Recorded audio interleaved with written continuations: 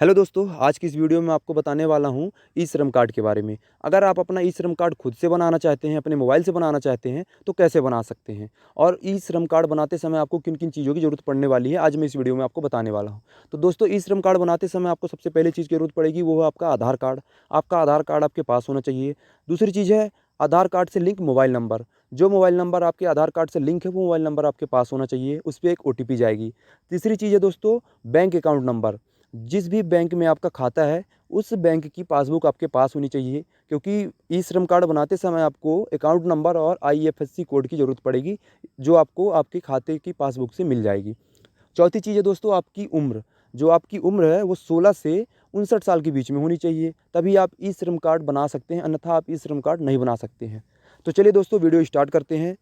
Video start करते हैं दोस्तों। सबसे पहले हम जाएंगे क्रोम ब्राउज़र में। ये देखिए हमारा क्रोम ब्राउज़र है, इसको ओपन कर लेते हैं। ओपन होने के बाद दोस्तों ये सर्चिंग बार है, यहाँ पे हम सर्च करेंगे ई श्रम कार्ड। चलिए सर्च कर लेते हैं।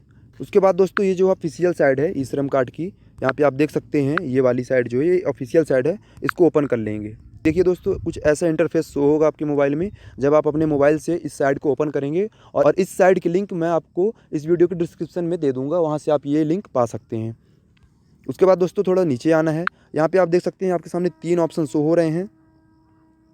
यहाँ पे आप देख सकते हैं दोस्तों, लिखा है registration in totally free, registration on e Shram card. यहाँ पे आपको आके रजिस्ट्रेशन करना है। तो चलिए हम यहाँ पे क्लिक करते हैं। क्लिक करने के बाद दोस्तों आपके सामने कुछ ऐसा इंटरफेस होगा, जहाँ पे लिखा है, देखिए लिखा सेल्फ रजिस्ट्रेशन।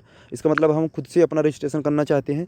यहाँ पर दोस्तों हमको अपना मोबाइल नंबर डालना है। जो हमारा मोबाइल नंबर आधार कार्ड से लिंक है, वो मोबाइल नंबर आपको यहाँ पे भरना है। उसके बाद यहाँ पे आपको कैप्चर भरना है। यहाँ पे कैप्चर भरना है, ये जो कैप्चर लिखा है दोस्तों, उसको आपको यहाँ पे भरना है। तो चलिए सबसे पहले इनको भर लेते हैं। उसके बाद दोस्तों आपको नीचे 2 ऑप्शन दिख रहे हैं, यहाँ पे आप देखिए थोड़ा-सा, ये देखिए, यहाँ पे येस और नो पूछ रहा है। इसका मतलब ये है कि क्या आपका ईपीएफओ अकाउंट है या ईएसआईसी अकाउंट है। अगर है दोस्तों तो आप ई श्रम कार्ड नहीं बनवा सकते हैं। अगर अगर नहीं है तो आप ई श्रम कार्ड के लिए पात्र हैं और आप ई श्रम कार्ड बनवा सकते हैं। तो दोस्तों हमारा कोई दोनों में से अकाउंट नहीं है, ना ईपीएफओ अकाउंट है और ना ही ईएसआईसी अकाउंट है। तो हम यहाँ पे नो कर देते हैं, नो पहले से रहता है। उसके बाद दोस्तों यहाँ पे ऑप्शन दिख रहा होगा आपको, ये देखिए सेंड ओटीपी का। यहाँ पे हमको क्लिक करना है और ओटीपी आएगी हमारे रजिस्टर्ड मोबाइल नंबर पे, जो मोबाइल नंबर हमारा आधार कार्ड से लिंक है। तो हमने यहाँ पे क्लिक कर दिया है दोस्तों। उसके बाद आपके सामने कुछ ऐसा इंटरफेस होगा, जहाँ पे आपके रजिस्टर मोबाइल नंबर पे एक ओटीपी जाएगी, जो मोबाइल नंबर आपके आधार कार्ड से लिंक है। तो दोस्तों मेरा मोबाइल नंबर इसी फ़ोन पे लगा है। तो चलिए मैं आपको मैसेज दिखा देता हूँ, जो मैसेज आया है। ये देखिए दोस्तों, ये ओटीपी आई है। ये देखिए यहाँ पे लिखा है 52 51 77। तो ये ओटीपी को हम वहाँ पे भर देते हैं चल के। चलिए भर देते हैं। तो जो आपके रजिस्टर्ड मोबाइल नंबर पे ओटीपी आई है दोस्तों, उसको यहाँ पे भरना है। चलिए भर देते हैं हमारा 52 51 77। ओटीपी भरने के बाद दोस्तों आपने देखा होगा कि यहाँ का कलर जो है वो ग्रीन हो गया है। अब यहाँ पे आपको क्लिक करना है, सबमिट की बटन पे आपको क्लिक करना है। उसके बाद दोस्तों आपके सामने कुछ ऐसा इंटरफेस होगा, जहाँ पे आपसे आपका आधार कार्ड नंबर पूछा जाएगा। यहाँ पे आपको आपका आधार कार्ड नंबर भरना है। चलिए हम यहाँ पे अपना आधार कार्ड नंबर डाल देते हैं। आधार कार्ड नंबर डालने के बाद दोस्तों आपसे यहाँ पे पूछ रहा है फिंगरप्रिंट, IRIS या ओटीपी। अगर आपके पास फिंगरप्रिंट डिवाइस है तो आप फिंगरप्रिंट पे क्लिक कर दीजिए। अगर आपके पास फिंगरप्रिंट डिवाइस नहीं है तो आप यहाँ पे ओटीपी पे क्लिक करके ओटीपी द्वारा वेरीफाई कर सकते हैं। तो दोस्तों मेरे पास फिंगरप्रिंट डिवाइस नहीं है, तो मैं ओटीपी पे क्लिक कर दूँगा। ये देखिए ओटीपी पे क्लिक है। उसके बाद यहाँ पे आपको कैप्चर भरना है। ये जो कैप्चर यहाँ पे दिख रहा है, वो आपको यहाँ पे भरना है। तो चलिए भर लेते हैं। तो आपको यहाँ पे ये आई एग्री का ऑप्शन दिख रहा है, यहाँ पे क्लिक करना है। चलिए क्लिक कर देते हैं। उसके बाद आपको यहाँ पे सबमिट के बटन पे क्लिक करना है। यहाँ पे सबमिट दिख रहा है, यहाँ पे आपको क्लिक करना है। सबमिट करते ही दोस्तों जो आपका मोबाइल नंबर आपके आधार कार्ड से लिंक है, वहाँ पे एक फिर से ओटीपी जाएगी, वो ओटीपी को आपको यहाँ पे भरना है। तो चलिए ओटीपी का इंतज़ार कर लेते हैं। ये देखिए दोस्तों हमारी ओटीपी आ गई है। एक बार ओटीपी देख लेते हैं कि ओटीपी क्या है। तो हमारी ओटीपी है दोस्तों 890708। ओटीपी को यहाँ पे भर देना है। जो मैसेज में ओटीपी आई है वो यहाँ पे भर देना है। ओटीपी भरते ही दोस्तों यहाँ पे आपने देखा कि ये ग्रीन हो गया है वैलिडेट। अब यहाँ पे आपको क्लिक कर देना है। थोड़ा इंतज़ार कर लेंगे। उसके बाद दोस्तों आपके सामने कुछ ऐसा इंटरफेस शो होगा, जहाँ पे आपसे रजिस्ट्रेशन फॉर्म भरने को कहेगा। ये देखिए यहाँ पे लिखा registration form.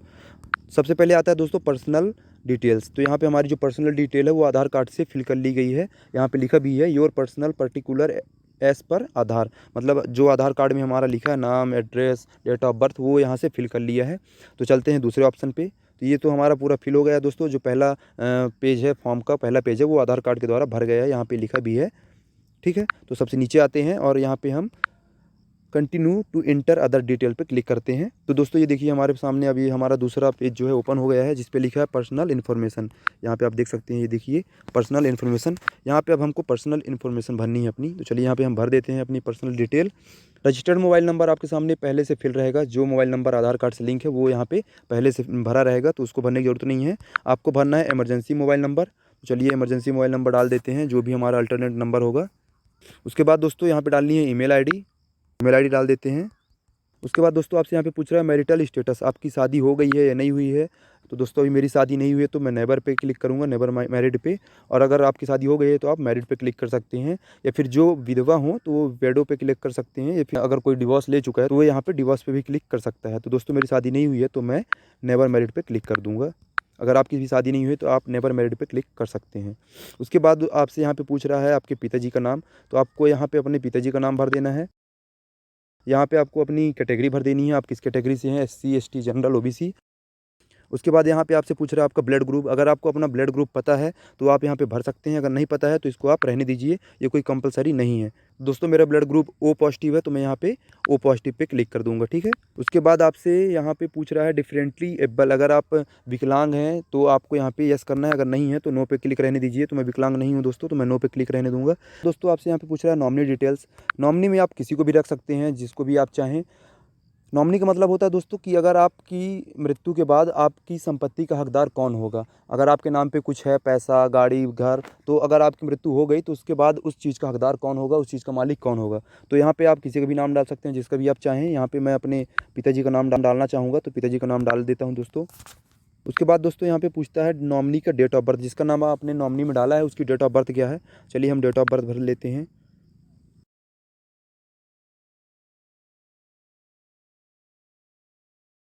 Date of birth भरने के बाद दोस्तों आपसे पूछेगा जेंडर। जिसका भी नाम आप नॉमिनी में डाल रहे हैं उसका जेंडर क्या है। तो यहाँ पे हम जेंडर सेलेक्ट कर लेंगे, मेल। उसके बाद यहाँ पे आपसे पूछ रहा है रिलेशनशिप। जिसका भी आप नाम नॉमिनी में डाले हैं उसका और आपका संबंध क्या है, वो आपके क्या लगते हैं। तो दोस्तों वो मेरे पिताजी हैं, फादर। तो मैं यहाँ पे फादर पे क्लिक कर दूँगा। उसके बाद आपको यहाँ पे करना है सेव एंड कंटिन्यू। चलिए आगे बढ़ते हैं सेव एंड कंटिन्यू करके। उसके बाद दोस्तों जो आपके सामने तीसरा फॉर्म आता है वो है एड्रेस का। आपको यहाँ पे अपना एड्रेस भरना है, आप कहाँ पे रहते हैं। तो चलिए हम एड्रेस भर लेते हैं। यहाँ पे आपसे पूछ रहा है होम या नेटिव स्टेट, आप किस राज्य से हैं। तो हम यहाँ पे मध्य प्रदेश सेलेक्ट कर लेते हैं दोस्तों, हम मध्य प्रदेश से हैं तो हम मध्य प्रदेश सेलेक्ट कर लेते हैं। उसके बाद आपसे यहाँ पे पूछ रहा है डिस्ट्रिक्ट, आप किस डिस्ट्रिक्ट से हैं, किस ज़िले से हैं। तो यहाँ पे हम उमरिया ज़िले से हैं, तो दोस्तों उमरिया ज़िला डाल देते हैं। उसके बाद आपसे यहाँ पे पूछ रहा है स्टेट स्पेसिफिक आईडी। तो वो हमारे पास नहीं है दोस्तों, तो इसको नहीं भरते, इसको भरना ज़रूरी भी नहीं है। उसके बाद आपसे यहाँ पे पूछ रहा है करंट एड्रेस, आप कहाँ पे रहते हैं। यहाँ पे पूछ रहा है अर्बन या रूरल। तो अगर आप ग्रामीण में हैं तो आप रूरल डाल सकते हैं, अगर आप नगरी या फिर शहर में हैं तो अर्बन क्लिक करिए। उसके बाद आपको यहाँ पे डालना है दोस्तों हाउस नंबर। आपका हाउस नंबर क्या है। तो हमारा हाउस नंबर है 33। उसके बाद आपको अपने यहाँ पे लोकेलिटी डालनी है, एड्रेस, किस गली पे आपका घर है, कौन सा वार्ड लगता है। तो हम यहाँ पे डाल देते हैं।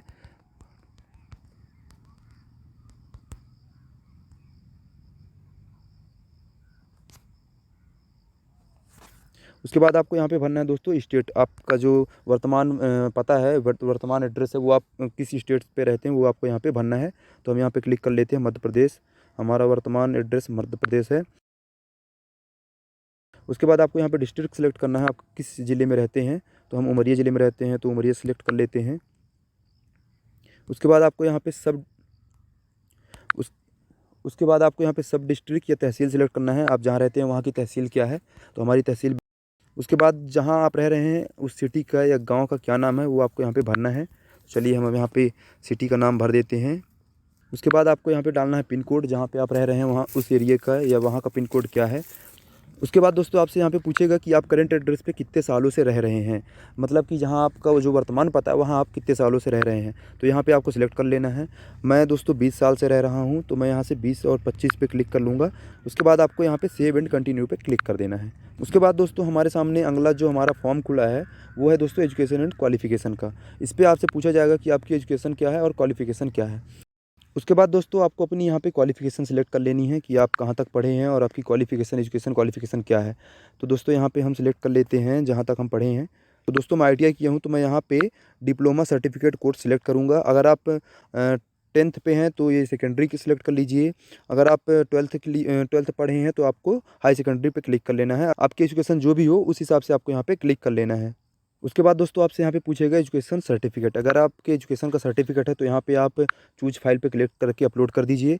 आपको एक चीज़ का ध्यान रखना है कि जो आपकी फ़ाइल है वो PDF, PNG, JPG पर होनी चाहिए और उसकी जो साइज़ है वो 1 MB से ज़्यादा नहीं होनी चाहिए। 1 MB के अंदर ही आपकी जो डॉक्यूमेंट सर्टिफिकेट है वो होना चाहिए। तो चलिए हम यहाँ पे क्लिक करके अपलोड कर लेते हैं।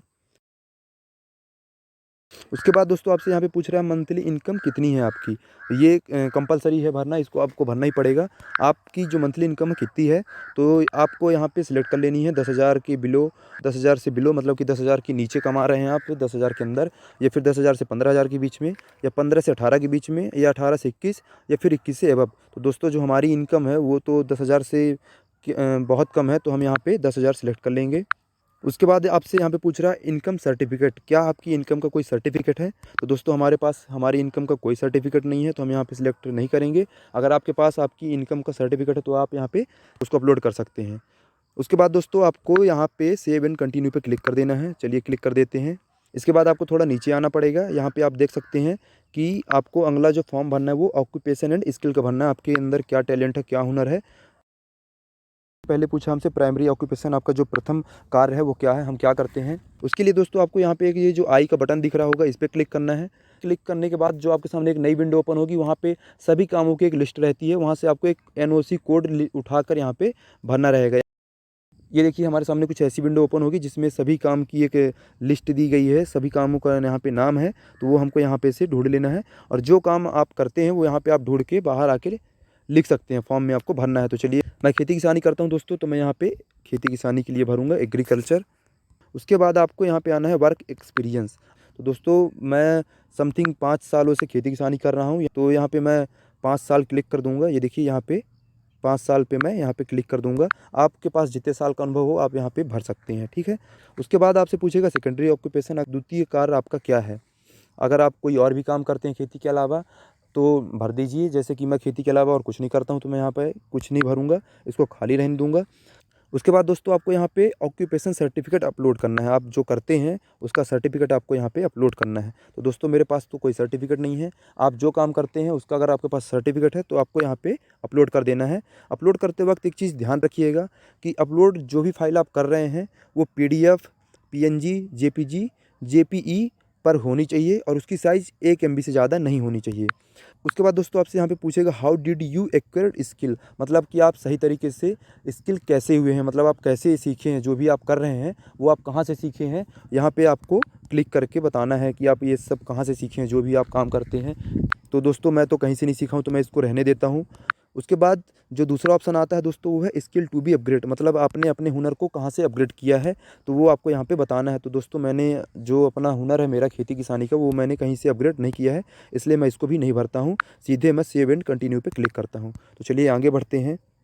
उसके बाद दोस्तों आपसे यहाँ पे पूछेगा बैंक डिटेल, जो आपके सामने एक नया फॉर्म ओपन होगा और शायद लास्ट भी है ये बैंक डिटेल का। यहाँ पे आपको आपके बैंक अकाउंट की डिटेल भरनी है। ये देखिए यहाँ पे लिखा बैंक डिटेल। तो चलिए यहाँ पे हम अपना अकाउंट नंबर डाल देते हैं। उसके बाद यहाँ पे फिर से कन्फर्म अकाउंट नंबर भरना है। चलिए इसको हम भर लेते हैं। बैंक अकाउंट नंबर भरने के बाद आपको यहाँ पे अकाउंट होल्डर का नाम डालना है। जो भी आपका नाम आपकी पासबुक में लिखा है वो आप यहाँ पे भर दीजिए। नाम भरने के बाद दोस्तों आपको यहाँ पे अपनी शाखा का जो IFSC कोड है वो आपको यहाँ पे भरना है। और IFSC कोड भरने के बाद आपको ये सर्चिंग बार पे क्लिक करना है, ताकि ये आपकी बैंक को जो गूगल है वो खोज लेगा कि ये बैंक कहाँ पे है। उस हिसाब से आपका यहाँ पे बैंक नेम और बैंक ब्रांच नेम जो है वो अपने आप ऑटो फिल हो जाएगा। चलिए हम यहाँ पे अपना IFSC कोड भर देते हैं, जो भी हमारी शाखा का IFSC कोड है। IFSC कोड भरने के बाद दोस्तों ये सर्च बार पे क्लिक कर देंगे। ये देखिए दोस्तों यहाँ पे तुरंत अपने आप ही बैंक नेम और हमारी बैंक जो ब्रांच का नाम है वो भर गया है। उसके बाद हमको यहाँ पे सेव एंड कंटिन्यू पे क्लिक करना है। चलिए क्लिक करते हैं।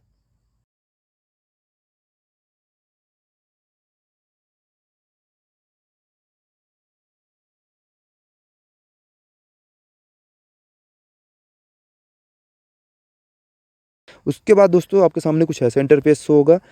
उसके बाद दोस्तों थोड़ा नीचे आना है। यहाँ पे आप देख सकते हैं जो आप फॉर्म भरे हैं स्टेप बाय स्टेप, यहाँ पे आप एक बार चेक कर सकते हैं। उसके बाद आपको सबमिट करना है। जो भी आप यहाँ पे भरे हैं एक बार यहाँ पे चेक कर लीजिए कुछ गलत तो नहीं है। इसके बाद दोस्तों आपको यहाँ पे 3 ऑप्शन दिखेंगे, log out, edit and submit का। तो यहाँ पे आपको सबमिट वाले ऑप्शन पे क्लिक करना है। इसके बाद दोस्तों आपको एक पर्सनल मैसेज आएगा जिसमें आपकी यूएनए आईडी रहेगी और ई श्रम कार्ड रजिस्ट्रेशन के बारे में बताया रहेगा कि आपका जो ई श्रम कार्ड रजिस्ट्रेशन है वो कंफर्म हो गया है। और आपको यहाँ पे थोड़ा सा नीचे आना है। ये देखिए नीचे आने के बाद यहाँ पे आपको आपका जो